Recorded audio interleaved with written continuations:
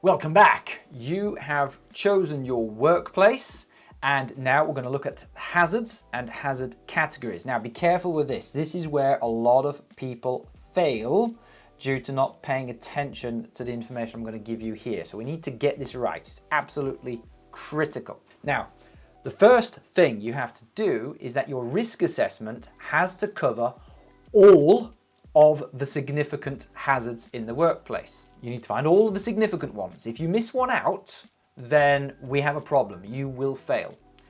Now, the guidance says you have to have a minimum of 10 hazards, but that's not a target. You know, you can have 11, you can have 12, 13, you can have 20 in theory, although I do not recommend having too many. But regardless of the number, you must cover all of them. See, there's no point stopping at 11 hazards and then missing off something critical, because that will cause you to fail. So you're going to have to brainstorm a list of hazards and then ask yourself, am I covering all of the hazards the examiner expects to see?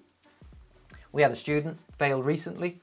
It was a factory and there was a forklift in the factory and they did not cover falling materials and falling objects. I actually pointed this out in the discussion and said, you really want to be adding that in there because I would expect to see that. Anyway, they didn't listen, they didn't pay attention, they forgot, I don't know what happened. It came back about 40, 50 days later with a fail did not include falling objects, which you would expect to see when there's a forklift. So make sure you cover all of the significant hazards.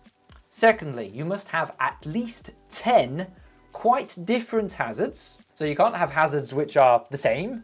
You can't have 2 stepladder hazards because, well, they're both stepladders. You can't have 2 trip hazards in there because, well, they're both trip hazards and they're kind of the same. You can group them together. So you have to have 10, at least 10 quite different hazards. And these need to be spaced across 5 hazard categories. Let's take a quick look. Hazard categories are here. This is straight from the NEBOSH guidance. Now, the elements are not the categories. We're not saying that you have to spread it across 5 different elements. No. These are the hazard categories. And so all of these things here are different hazard categories. That's a category, that's a category, that's a category, and so on. You need to have at least 5 different ones. Now this is pretty easy, to be perfectly honest, because just about every workplace has more than 5 different hazard categories. If you think of an office, what do we have in offices? Well, we've probably got, say, some mental ill health issues. Going home because my baby's gone. She's not dead. We might have some ergonomic issues from the use of computers. There will be some fairly minor manual handling tasks. There'll be some cleaning chemicals in there, I'm sure, somewhere. There'll be some biological hazards in relation to flus and viruses. There'll be some temperature issues and welfare issues. There might be some steps somewhere. We'll definitely have slips and trips. We'll have people bumping into things. We might have some people doing some off-site driving, you know, visiting people. We'll have some office equipment like photocopiers and shredders, guillotines. Everywhere's got a fire hazard and everywhere's got electricity. It's very, very simple. Now, what you're going to have to do to get ready for your risk assessment is to create a list of the hazards that you're going to put into your risk assessment. Now, to do that, you're going to refer to either this table here, or you could refer to your course materials. And so go to your course materials here. You'll see we've got all the different elements. You could, for example, just start to click through and look through these. And so you've got noise there, vibration, radiation. There's lots of detail. Hopefully you've studied this or you've started to study this. You can delve into the tutorials to find out what those hazards look like and see if they apply to your workplace. And so you're going to create a list of the hazards you're going to cover. And here's a list which I have prepared. This is based on some kind of factory. And what I've done is I've put down the hazard category and then I've put down the hazard category and the hazard.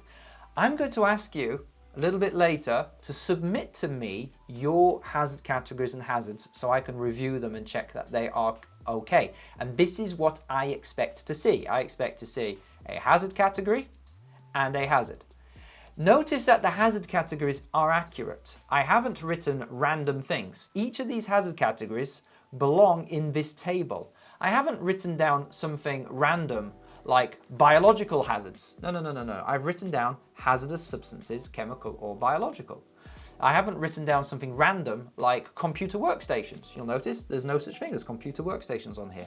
The correct hazard category is work-related upper limb disorders. So I'm using the actual hazard categories built into this document. Notice as well that my hazards are described in quite a detailed way. I haven't just said hand-arm vibration. I haven't just said hand-arm vibration from compressed air tools. I've said excessive hand-arm vibration from compressed air tools used throughout the day. And this is where a lot of students fail. They don't put enough detail on the hazard and they don't show what is harmful from the hazard. For example, we had a student fail recently who wrote down manual handling, moving of equipment around the workplace. And the examiner failed them because they said, well, that's just an activity. I don't see where the hazard is. What's wrong with moving, like what equipment? Like, is this moving this around the workplace? You know, moving phones, moving staplers? Like, this is equipment. What's harmful about that? You want to show what's harmful. Is it heavy equipment? Is it awkward shapes and sizes? Is it hot? Is it moving at an excessive distance? Moving it repeatedly? Write down what is harmful about that hazard. So for example, if I were to put down electricity, I don't just put down use of electrical equipment. I might put down use of electrical equipment which could become damaged and expose native conductors. And in fact, you know, I might put a bit more detail on there because if you look at this, is that the only electrical hazard? Use of trading extension cables which could become damaged? No, there's probably a bit more than that. I might write down a bit more and say also the use of electrical power tools. And notice that I've grouped both of those together into one hazard because they are effectively the same, aren't they? Electrical extension cables, electrical power tools, the controls are the same, the damage could be the same, the risk is the same. It's like, let's just group those together. Those are not two separate hazards. They're actually kind of the same thing. They belong together. So if we look through this list, notice I've got two manual handling hazards. That's okay. They're both quite different. One's about carrying and lifting and the other's about pushing and pulling pallet trucks. You can have two of the same hazard category. That is okay. Notice we've got two work at height hazards. We've got work at height on the step ladders, and we've also got work at height. We've got falling objects. Now I'm looking through this now, and you know what? I'm actually second guessing myself because what we have a chemical called isopropanol. And it's flammable. And we've got this repetitive activity in here, repetitive wiping movements to decrease the panels. I'm actually thinking, I've missed a hazard here. There's a significant hazard which I've missed, which is the hazardous substance of this isopropanol and the skin contact. Oh my goodness, right, this is like a fail, isn't it? So let's add that in there. Hazardous substances, that's my hazard category. Possible skin contact with irritant isopropanol